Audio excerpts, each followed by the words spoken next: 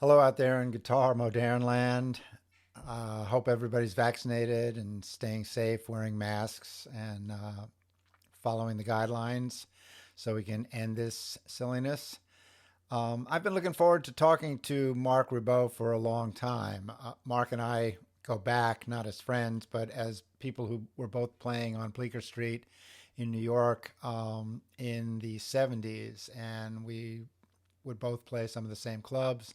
I got to see him in the early days playing with the real tones.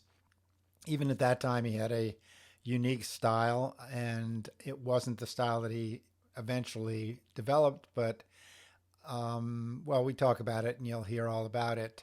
I was just happy to be able to talk to him around the release of his new book and record. The book Unstrung is amazing, and you really should pick it up. It's if you like his work, it's very reflective of who he is, and it the writing sounds like his music sounds. It's free associative. It's brilliantly grounded and rooted, and very funny in spots, and it's a really good read. Um, the new record is similar in those respects. He is singing on it. The lyrics have the same sort of free associative quality that is in the book, and we talk about all this. Marc hadn't gotten any sleep the night before, so you'll notice that he's pretty tired. Both of us look a little shaggy, and but we had a good time talking, catching up on the old days and some mutual acquaintances and friends, and delving into how Marc Ribot became Marc Ribot. I hope you enjoy the interview. Also, please go to the website and click on the ads for my sponsors, Earthquaker Devices and Red Panda Labs, both makers of amazing pedals used by all the great modern guitar players. And that's it. Hope you enjoy the interview. All right. Just because technology, I'm going to do a backup audio recording because Groovy. you never know. And you could, if that way of backup audio recording, if something horrible happens to the image, you can just do the audio and me with a plaster bust of John Lurie. Huh. Do you have a plaster buster? Oh, instead No, of but they got to be coming soon. yeah. Um, well, I just wanted to clear up some stuff about the early years. I mean, we both used to hang and play at Kenny's Castaways back in the day. And Yeah. that's where I saw you with the Real Tones with Bobby Kent, who I've been playing in a country band Oh with. my God. Yeah, Wow. yeah, You've I'm been in. play. You're in Nashville. Oh wow. Well, say hi to Bobby. Wow, that's amazing. I will. We were doing that for a while, and also, I mean, I know Chris Co and those guys, and Yeah. yeah, because I guess they were doing the real tones as well. As a matter of fact, I saw you talking about your first record being the Solomon Burke record. Uh-huh. Crispin told me you guys only got paid for the gig, that you had trouble getting paid for the recording from Solomon. Yeah. That was a Solomon was a character. May he rest in peace. No, I mean, we went down and we record. Do you want me to talk about that? We went down and we recorded. I mean, first of all, Solomon was one of the most amazing musicians I ever worked with. One of the most amazing performers. I should say he had like a communication with the audience that was unlike anything that I had ever seen. And played with some pretty powerful performers, but like, how people say, everybody clap your hands. When he said it, everybody clapped their hands. We said, everybody get up. Everybody got up. And women were in the audience. Well, I mean, Solomon's had a particular demographic, but women were coming and just draping themselves on him all during the show. I mean, like it's the man had a certain power. but anyway, so we played with him at Tramps, in New York. It was part of this R&B series that they were doing down there, and really fun series. and this and then we went, he told us he wanted us to come and do a gig, a week's run at this club in DC called the Phoenix 2. And we get there, and okay, it's in the neighborhood, and the opening act is this group called the Macho Dancers, like male strippers that would perform to like a DJ was doing the thing, and they would do their thing. And it was like an audience of like kind of middle-aged black women who would have been young when Solomon's stuff was hitting in the 60s. That was a great audience, I have to say, very appreciative of both us and the Macho Dancers. And yeah, so we recorded there, and then towards the weekend we saw a sign go up that said, be part of exciting live recording.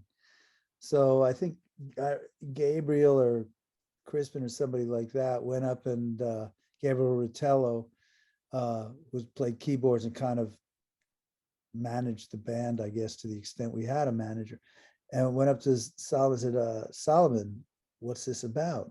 He says, well, we're going to do a recording. And we said, well, usually you get paid extra for recording. So like, what's it going to be and when you're going to pay us? And so he says, look, this is like Sunday, the big meeting is, and it's the also night of recording or something. I forget how it went down, but it was last minute. And that was the last night of the gig. So he says, well, look, boys, it's Sunday. There's no banks open. Okay, whatever. Just leave one of your people in the hotel and come to my hotel Monday morning, be there early, and I'll pay you. And of course, he was long gone by the time whoever we left there made it to the hotel. But as it turned out, I don't know. I think he called my girlfriend who had done some photos he liked. So we got tipped off that it was going to be on Rounder Records, and the horns were working with some rock band, Jay Giles band or something, who had a high-powered manager, a lawyer, and called them and read the record company the riot act, and we wound up getting paid. It was a weird thing, but anyways, that's life, but I don't know.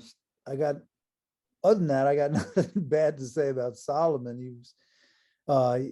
He did a song years later, the MLK song, on a record that Buddy Miller produced. And it was just, the whole thing is one of the most astounding performance arrangement. I listened to it when I heard it. I just kept listening to it. I was driving down the road, and it's amazing. Yeah, he's great. Well, one reason I bring up the Real Tones, because when I saw you at Kenny's Castaways back in the day, I think you were playing a Barney Kessel guitar or something. Yeah, it's possible. And I remember you, I know, you grew up with classical lessons, and distinctly remember you playing rhythm with a pick. And when it came time for your solo, you'd stick the pick in your mouth and do the solo with your fingers. Yeah, I got into trouble doing that. That must have been really early on, because I eventually did learn to play with a pick. And now I'm forgetting how to play with a pick and going back to playing finger style. But yeah, no, I had this big theory that I could play, that I was going to be the person to play electric guitar with my, classical style, because that's how I kind of came up. But the problem with it, the problem is that with playing guitar finger style is fingers, like they have nails at the end of them. And with that way of playing, if you don't have fingernails, you're like dead. it sounds terrible. So I'd be really good for the first half hour, and then I'd break off all my fingernails because it's metal strings. So if I, as soon as I'd get into it, I'd break off all my fingernails. So my speed would decline by about 2/3, and my tone would go out the window. The first half hour, every other week, the first half hour would be great. So so I eventually tried to learn to play with a pick. I mean, I'm classical guitarists, they have these plastic fingernails that they glue on, they have nylon, all these, they spend all day working on their nails. I mean, Yeah, God bless them. it seems to be an obsession. Let me just check something here. I got a phone call, and sometimes that shuts off the recording. Uh-oh, that's bad. Not the not the video recording. Oops. Let me. And we're back. Um, so yeah, I've seen since then. I've seen videos of you. I mean, when you do occasionally, you'll still pull out a classical piece, and I'll see you using your fingers, or even using a pick and fingers to do classical style stuff. Has that become a part of your technique? And have you become comfortable playing without the nails when you're doing that kind of stuff? Because it's usually on a steel string guitar. Um, yeah, I, well, I'm not playing 4 sets a night, so I tend to keep my nail longer. And I'm not really particular, as you can see. Uh, I found that as long as I have a decent ring fingernail, it doesn't matter if the rest of them sound, are shattered. Like that one kind of rounds off the chord in a nice way. And I play slow anyways, so I can play, if I have a nail on any finger, I'll just play the melody notes for that finger. I become very adaptable. Yeah, it's similar with country. I mean, I've played country for years, and I tried the fake nails for a long time, and then I got convinced that they were going to give me cancer from all those chemicals. So They probably will. But yeah, I mean, I hope not, you personally, but well, I um, stopped a long time ago. I mean, I I've taken the vax, but I don't know about the nails. I don't want to press my luck. Well, plus they end up. I think they end up even if the chemicals don't get you, they end up destroying your real nail. I mean, I found my actual nail That's the problem. Yeah, getting. that's easy. But the technique I used to use of like putting the guitar pick in my mouth, that can be a problem too. That can be very dangerous. Like, for example, um, I don't remember if oh yeah, once I was like really, okay, this was probably right around the same time as I was playing Kenny's Castaways, and like this would put it in my early 20s, really. And you witnessed me do the trick with putting the pick in my mouth. Uh, that happened on this wedding. I was playing a wedding to try to make some money. And the thing is, I wasn't a regular with the band. And so I'd done some weird shit that made them a little suspicious of me the week before. So I wanted to be a very good boy. And unfortunately, this next week, I'd shown up without any socks because I was like at the beach first. I'd remembered everything: my guitar, my amp, my tuxedo, every goddamn thing, except I'd forgotten socks because I was wearing sandals. Okay, whatever. So I didn't want to sit down and reveal that they already had a weird opinion of me. And so anyways, we were playing, it was the bride and groom's first dance, a very touching moment in any wedding ceremony. And we were playing I Love You Just the Way You Are. That's what they'd requested by Billy Joel. And only we didn't have sax players. So the Phil Woods solo was on me. And, I was doing, like you said, I put the pick in, I got all inspired. I put the pick in my mouth. Um, and then so I'm getting into the solo. It's getting really legato. I'm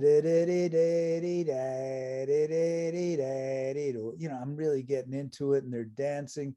And then all of a sudden I get so inspired that I inhale. And that was a bad thing I knew that because was like, oh yeah, all of a sudden this pick, and it was like this big triangular sucker, is at the back of my throat. And I had like a really kind of existential decision to make.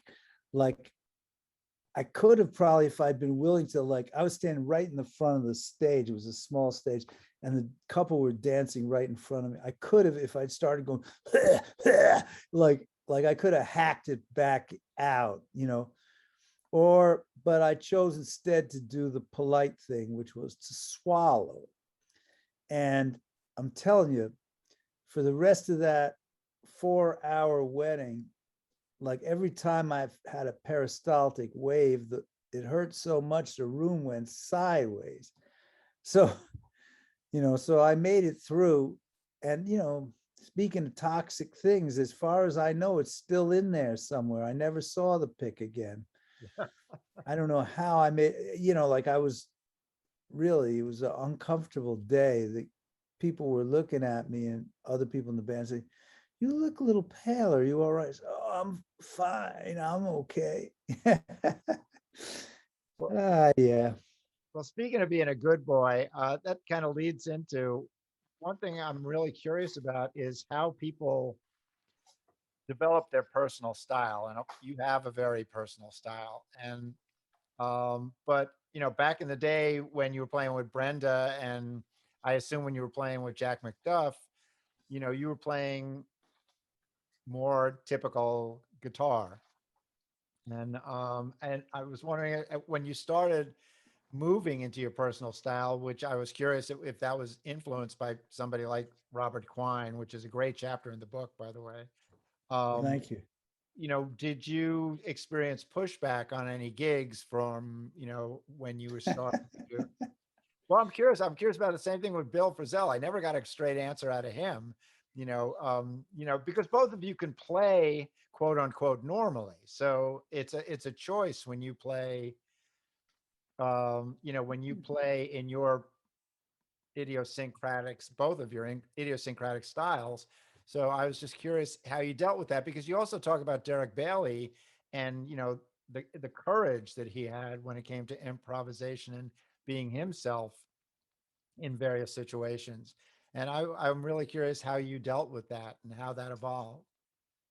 Well, it's a funny thing. It's like everybody's into having this style, and like it's like a kind of corporate branding.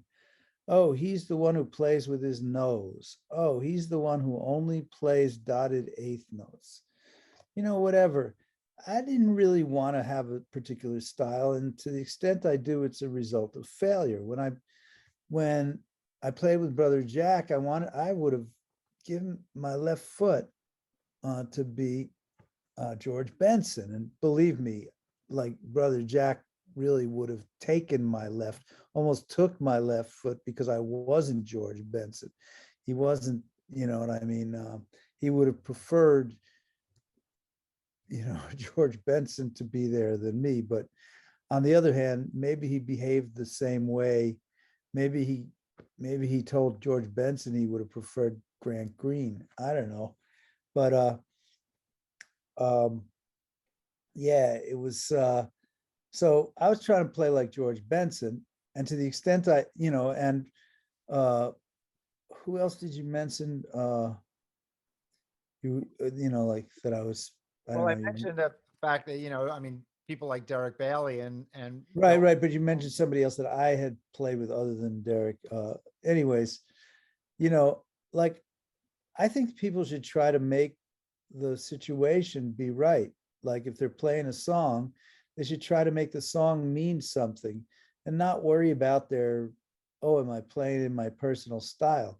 You should try to make the song mean something that means something to you, and then just let the rest. I don't think when Derek was playing, he was thinking, now I'm going to play in the style of Derek Bailey. Everybody expects me to play this or that or the other thing. I think he was listening to the sounds in the room. I think he was listening to the other musicians, and I think he was trying to not play like anything, clear his brain and play something, that crawled up from somewhere that had never been heard before. So is that a style?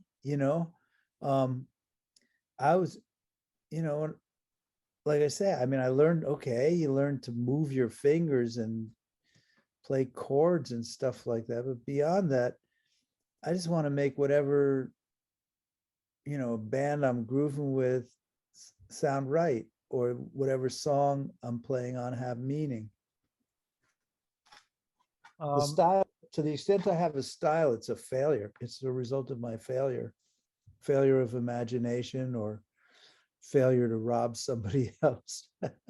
well, I mean, I maybe we have slightly different definition of style. I mean, to me, a style, it comes from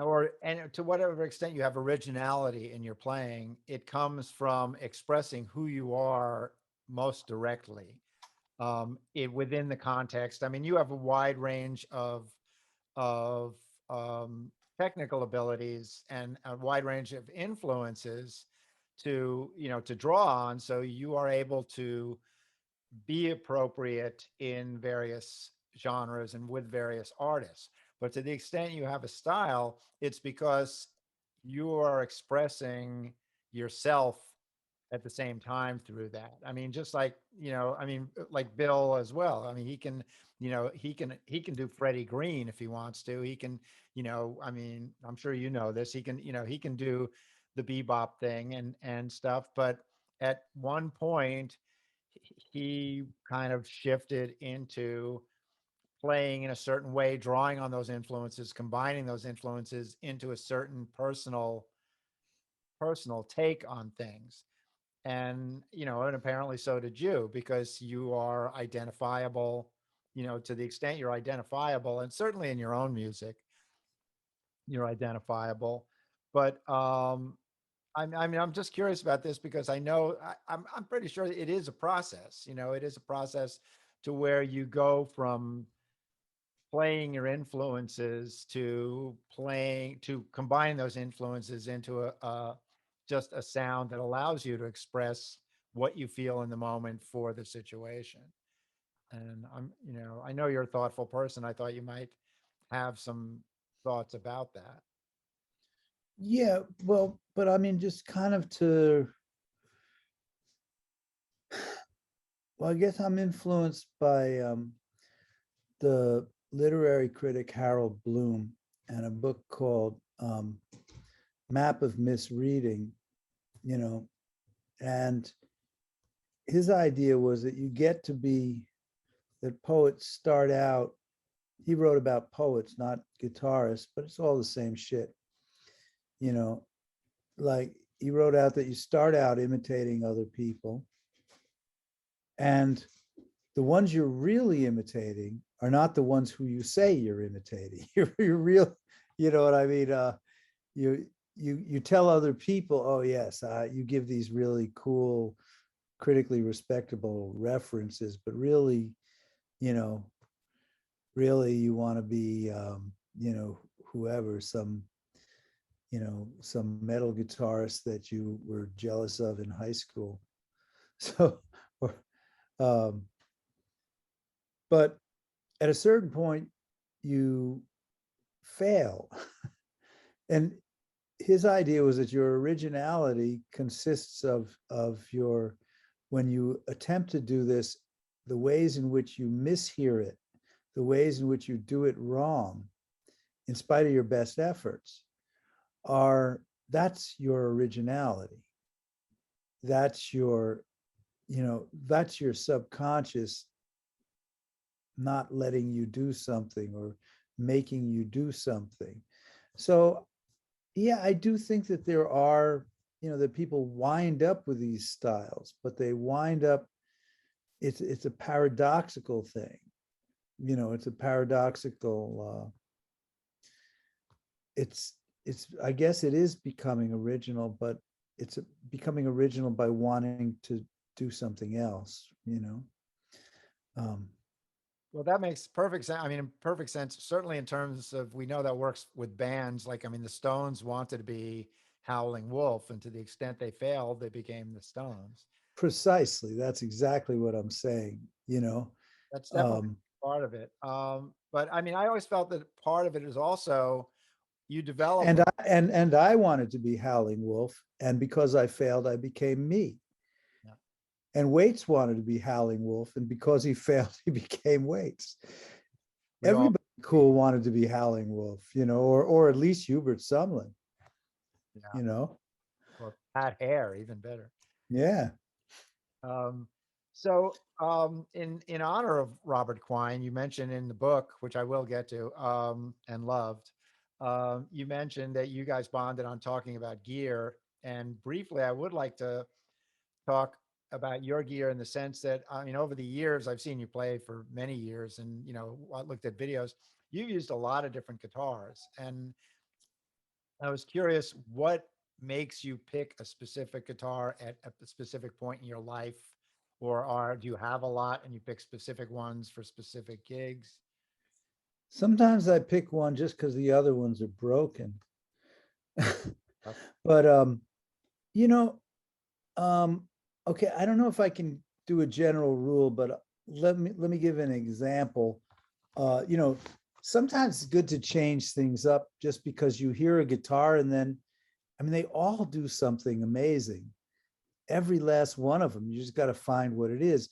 And sometimes, you know, you pick up a guitar and then you want to write or play this whole new type of thing that you never did before. You know, each one suggests different things.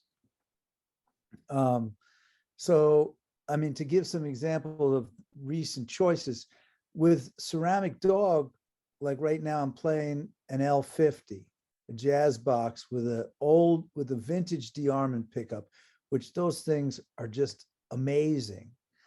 They're not humbucking. You know, they foreshadow they're 20 years, 25 years pre-humbucking, and they're quiet as hell and they sound wonderful.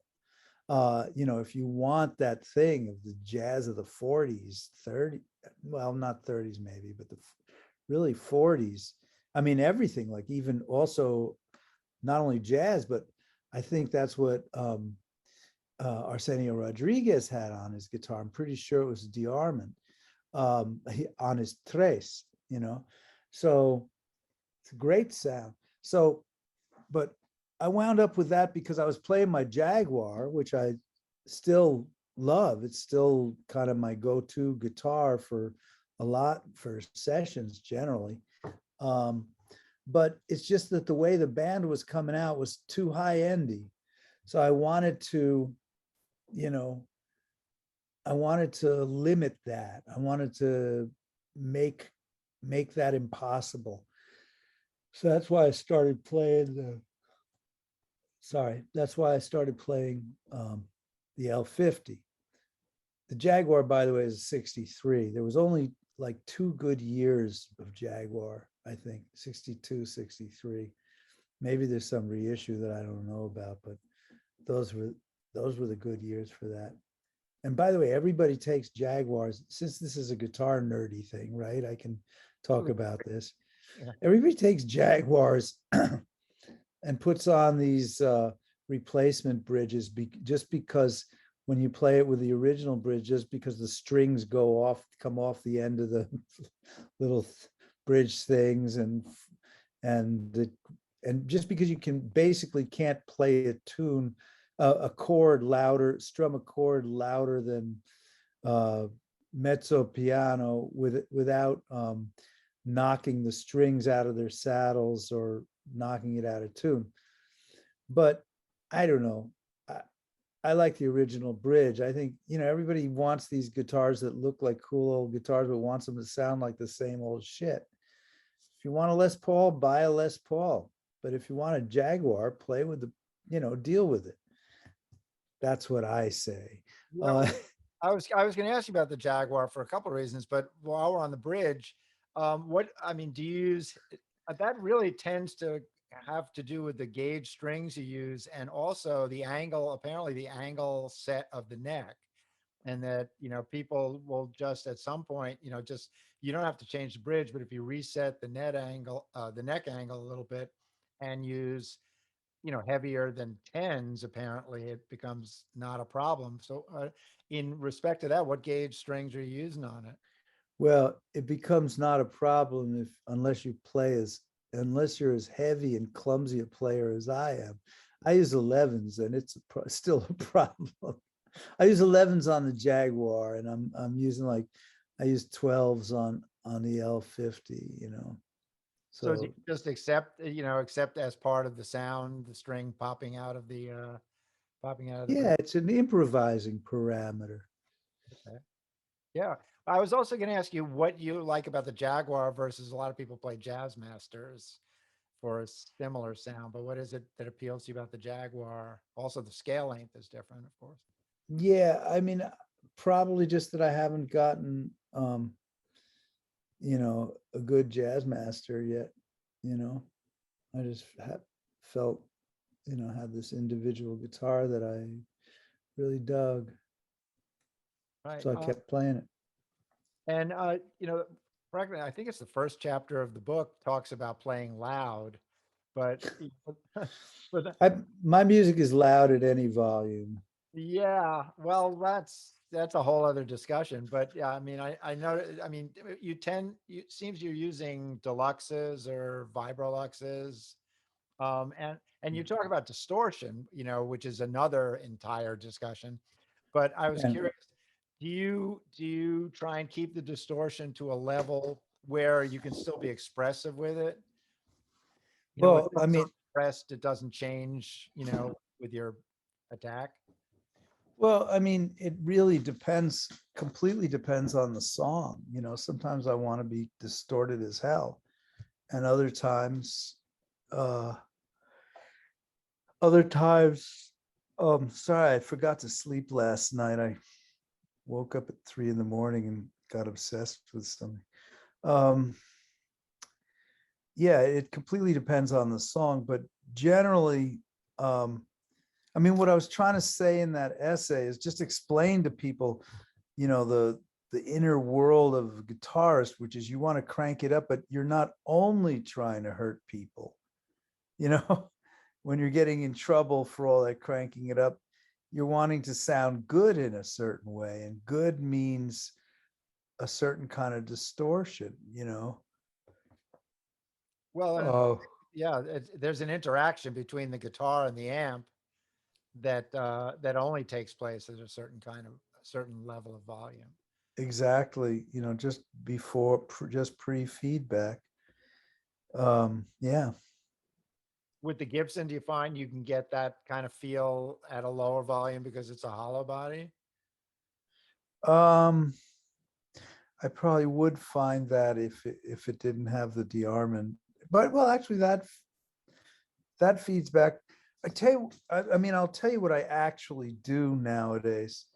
Um, because I really don't want to hurt people, other band members, myself included. Um, I get a lot of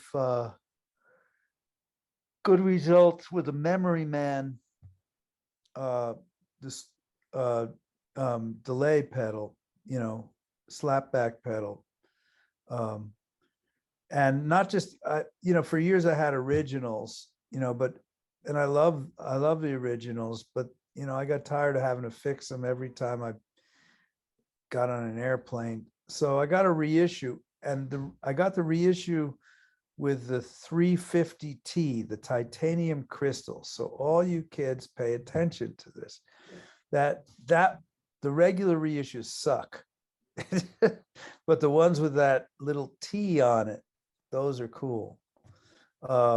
They have the original whatever dilithium crystal or what, I don't know what it is, but they have the original something. Oh, that's from Star Trek, right? The dilithium crystal. That's titanium crystal in the memory man. Yeah. But I find that with that, you can really, it functions in a nice way as just a drive, I like what it does to the sound, even if I'm not using any real distortion, any real slapback. Right. Well, let's get into before we get to the book. I want to get into the new record. And let me put on my glasses. Well, yeah, I was gonna say I love that. There's kind of that Skip Pitts, Wah Wah Watson, wah on B flat on the first tune, and that led me into you know the your lyrics have all these high culture references, what I would call high culture references. I Well, beg your pardon. um, I mean, they're not Moon, June, Spoon, and I was wondering, do you just kind of expect your audience to get it, or you don't care, and you just, that's just the way you write? Well, I mean, like, I'm writing to crack myself up and my friends, and the way I figure it is, a song should work on a lot of levels, and should be enjoyable on a lot of levels. So, you know, like the five, that one I call B flat ontology, like the five people on the tour who have actually read Bruno Latour, it'll crack them up. And for the rest, who cares? It's a funny chorus anyways. Yeah. Um, well, that reminds me. I wanted to ask you a couple of things. First, about your musical education. I mean, you ended up playing jazz with Jack McDuff. I know you studied classical. Did you ever study jazz or formally, or just? I took, yeah, I went to the University of Maine at Augusta popular music program for about a year and a half. Um, and yeah, I didn't learn all that much there. I actually mostly just played classical guitar while I was there, but I took about 10 lessons with this really good bebop guitar player in Portland, Maine named Tony Baffa. And that's how I learned, to whatever extent I know how to play jazz. That's where I played it. That's where I learned. Right. Well, both the songs, the lyrics on the record and the book are extremely literate. And I'm curious about that too. Did you ever study, academics formally, or are you what they would call an autodidact? I'm an organic intellectual. No, I don't know. I'm an auto erotic didact, whatever. So it's all self-taught and a lot of reading. Like I was saying before, like musicians are kind of like merchant marines. You get a lot of time on trains and planes and hotel rooms where you have jet lag. So good time to catch up on your reading. A good time to catch up on your Bruno Latour. God forbid. I don't like him. Uh, yeah. Oh, the other thing. Okay, so on Wanna, that tune Wanna, I love the Rebel Rebel reference, Oh and yeah, yeah. that brings me to kind of there's a free associative quality to both the lyrics and the music. And do you feel a kind of interaction in that respect? Yeah, I do. Like my favorite thing to do is like, I mean, my kind of metaphor, you were talking about self-expression, but it's kind of more like puking where there are chunks of stuff floating around in it. Sorry, that's really not good, right? You know, but I'm talking about, it's a metaphor. You get it? It's a Yeah. metaphor. It's like things come out um, from memory. And so I like that, when you're associating, yeah, when you're just channeling something freely, all of a sudden you wind up playing something that you heard when you were 11. It's amazing how that works. Yeah, well, and it's something, it's difficult, and it's something everybody people strive for, and it's a constant process. It's trying to leave yourself that open to be able to channel that stuff. Um, you know, all right, well, let's talk about the book. Um, what what made you want to write a book? Well, I've been like writing stories, like I was just talking about the jet lag and the, trains, planes and stuff. So I've been writing stories for a long time, really ever since I was in high school. Um, and I never thought to do anything with them, but a friend of mine, um, uh, played them for Johnny Temple, who was, played them. He showed them to Johnny Temple, who was, the one of the people from Akashic Books. The friend was Kurt Hollander, or is Kurt Hollander, who showed it to him, and they wanted to do it, And I was happy about that, because one time in my life I tried to talk with a publisher type person, and they said, well, Mark, we were rather hoping you would write something about what Tom Waits is really like. And I, told them to fuck off. What is Tom Waits really? No, just kidding. Wait a minute. I don't know. Ask Tom Waits. Yeah, exactly.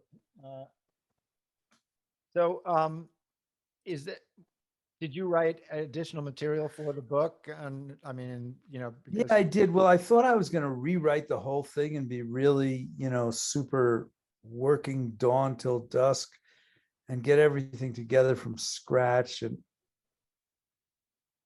it didn't work out that way, partly, I don't know, partly it was a COVID thing.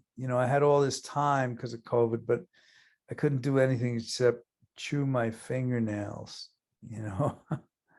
So, yeah.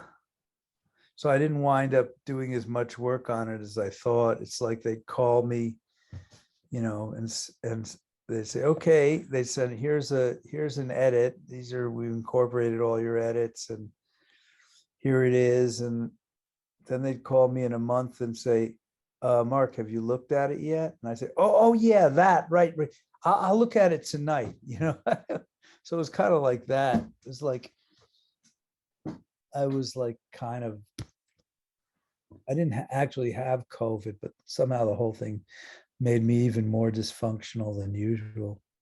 it's amazing. Everybody reacted differently. Some people became incredibly productive, and Those people, those people who became incredibly productive and said they composed more music than ever and practiced more than ever, and just recorded 10 records during COVID and all that, and had time to exercise and call their friends and did all these wonderful things, and caught up on their, finished reading Dostoevsky and all this shit. Those people, when you meet them, you have to stab them in the eye right away before they can inflict any damage. Yeah. Um, I hid behind the couch for 18 months. so, yeah, like I said, everybody had different reactions. Yeah, I suppose. What did you originally decide you wanted to incorporate the, guitar based anecdotes and the guitarist based anecdotes with the free associative stuff and the kind of both screenplays? Was that the plan from the beginning, or is that just all stuff you've written and you organized it in that way for the book? That was, you can thank the editor, Ahmad Ibrahim. So for the organization, or did you Yeah, well, we kicked around a few ways of doing it, and that's the one we wound up with, and I'm pretty happy with it. Yeah, it worked. It seems to work. Yeah, I was good. Did you write new material for the book, or is it? A couple of pieces happened during that period, or Well, slightly before it. I want to let you go and get some sleep, Sorry. but also one last thing. Did you just come back from Europe? Were you over Yeah, there? I did. I did. I was over there. How's it going over there? I mean, what was gigging over there like? Well, first I was very happy to be able to do it. I did a tour in July with Ceramic Dog. We did, I forget, 10, 12 dates. I did a couple of solo dates.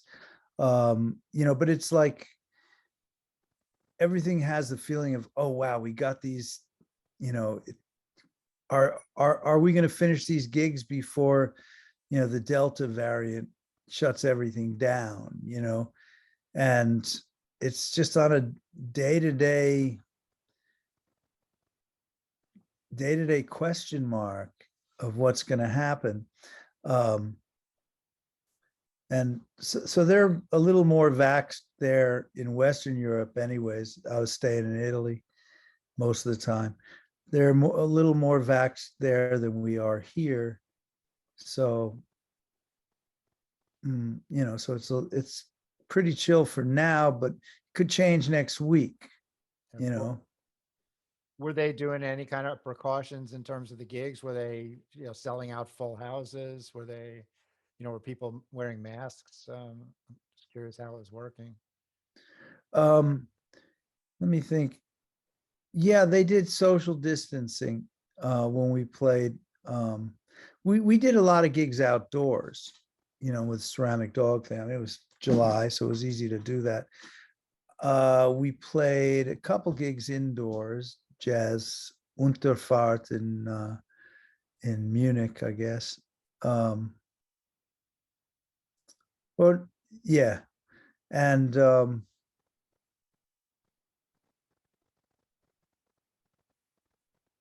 yeah. So I don't know what to say other than we survived it. We did them. They're taking precautions. They're testing people and all that.